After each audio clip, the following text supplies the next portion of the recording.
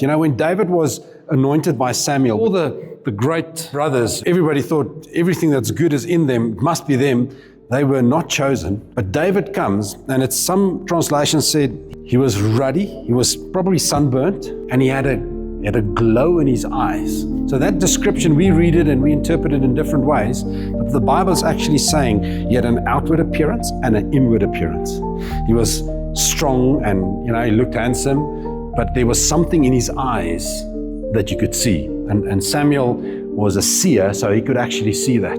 And then it says, when David came and Samuel said, this is him, let's anoint him. They say that when he took the horn, the oil in the horn started bubbling. And when he actually poured it over David, tradition says that it never ran dry. And the oil is a picture of the Holy Spirit.